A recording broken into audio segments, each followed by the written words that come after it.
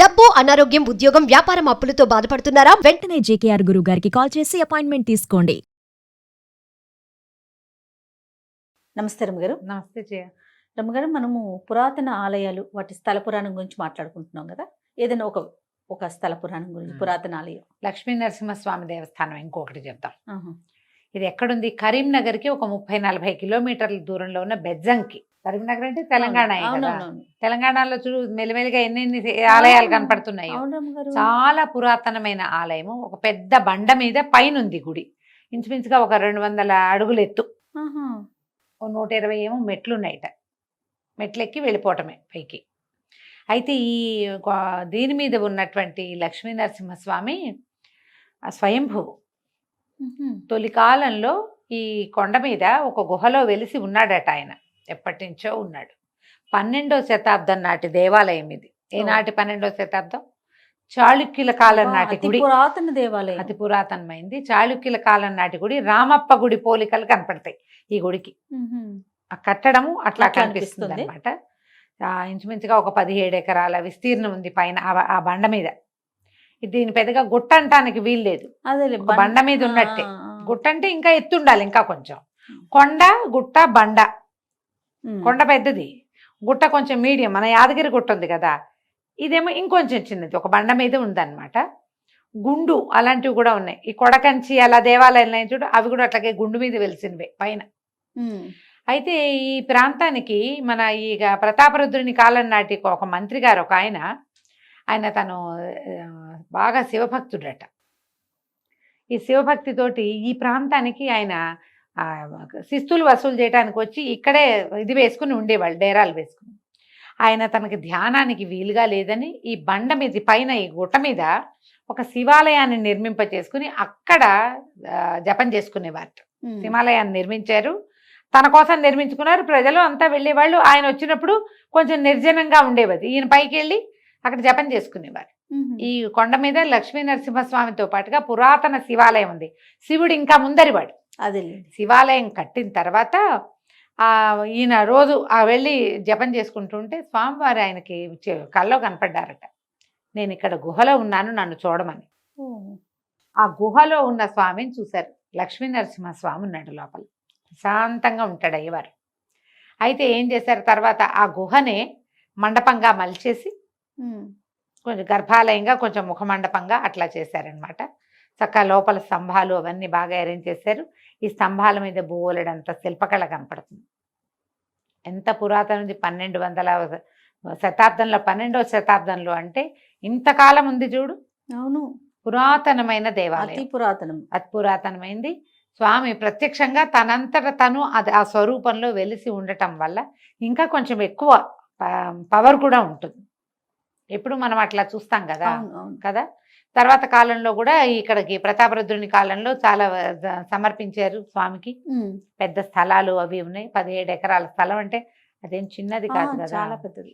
పెద్దది, విశాలమైన మండపము అది ప్రత్యేకంగా కనపడతాయి. ఇక్కడ ఒక ప్రత్యేకమైన స్తంభం ఉంది, 30 అడుగుల స్తంభం అట. ఇది ఆండాళ్ స్తంభం అంటారు, అమ్మవారు. ఈ ఆండాళ్ స్తంభానికి ఈ ప్రాంతం ప్రజలు ఏం చేస్తారంటే ఆ స్తంభానికి చీర కట్టి ఒడిబియ్యం సమర్పిస్తారు. అయితే సంతానం కలుగుతుందని చెప్తారు.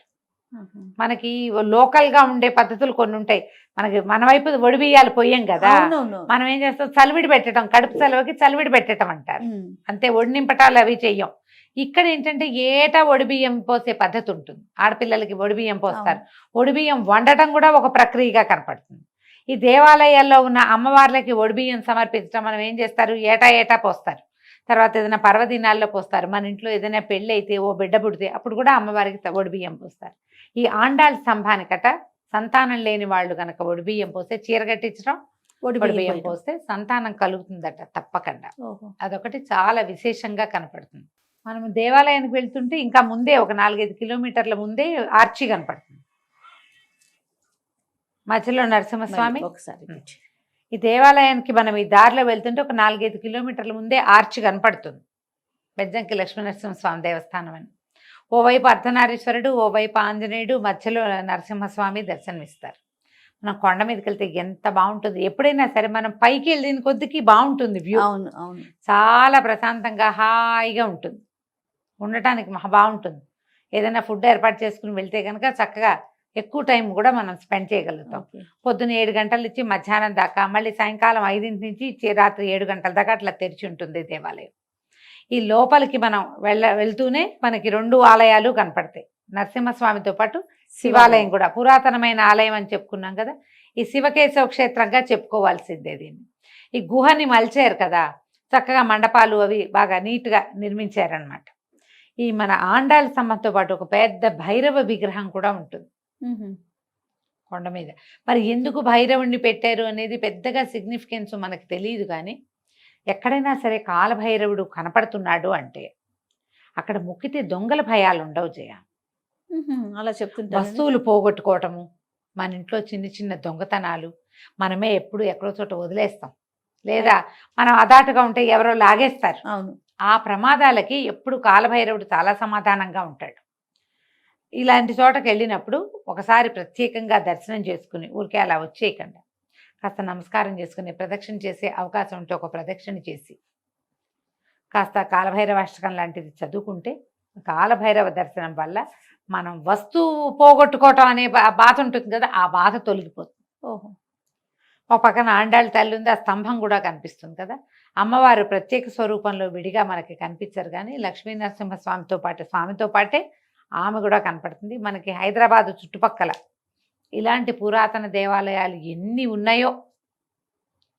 ఒక్క రోజులో చేయగలిగే ప్రయాణాలు, పొద్దునెళ్ళి సాయంత్రం వచ్చేసేవి. పిఎస్ఎం లక్ష్మి గారిది ఒక పుస్తకం కూడా ఉంది, హైదరాబాద్ నుంచి 100 కిలోమీటర్లు అని. అన్ని పక్కల పైగా ఇక్కడ స్వామి దక్షిణాభిముఖుడుగా ఉంటాడు. దక్షిణాభిముఖంగా ఉన్నటువంటి విష్ణువాలయాలు సులభ ప్రసన్నులుగా చెప్తారు. ఏ విష్ణువాలయంలో అయినా విష్ణువు దక్షిణం వైపు తిరిగి ఉంటే కోరిన కోరిక తీరుస్తాడు.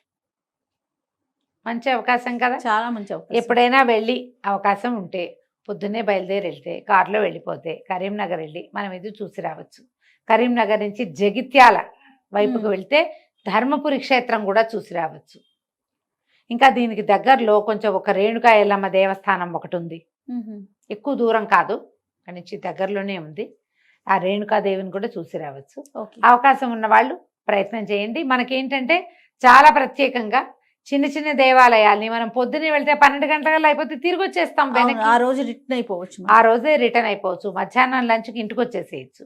ఏదైనా ప్యాక్ చేసుకుని పట్టుకెళ్తే ఇంకా 2-3 క్షేత్రాలు కూడా చక్కగా చూసి రావచ్చు. 1 డే అవుటింగ్కి ఈ క్షేత్రాలు చాలా బాగుంటాయి. ఇది కొంచెం బండ మీద ఉంది, ఆ 120 మెట్లు ఎక్కేసరికల్లా పైనుంచి మనకి వ్యూ చక్కగా కనపడుతుంది. కొంచెం ఎండలు తగ్గాక వెళ్తే అట్టే ఇబ్బంది పడకుండా చక్కగా స్వామిని సేవించుకుని రావచ్చు. సంతోషం గారు, నమస్తే. నమస్తే.